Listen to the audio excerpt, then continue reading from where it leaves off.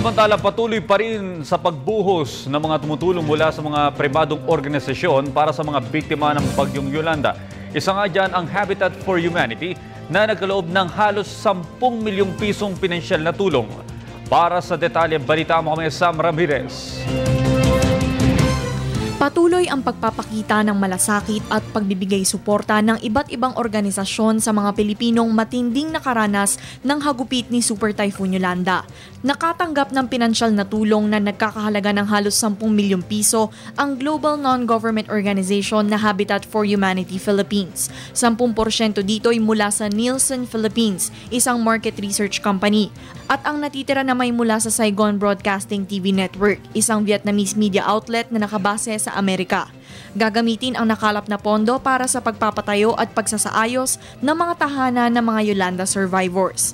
Sa ng korupsyon, tiniyak ni Charlie Aico, CEO at Managing Director ng Habitat for Humanity Philippines, ang transparency mula sa kanilang grupo. Aniya, tunay na makikinabang ang mga Yolanda survivors mula sa mga donasyon na ibinigay sa kanilang grupo.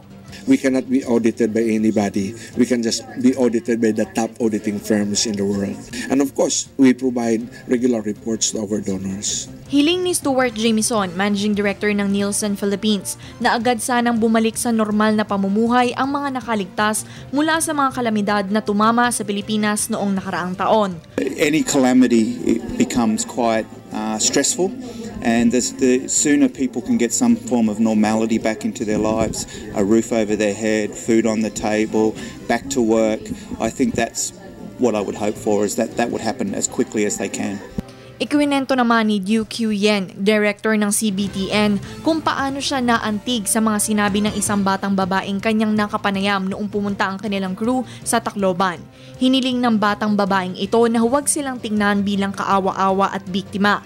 Sa halip, ituring sila bilang mga survivors. The more she said, the more I think the Philippine people are very strong.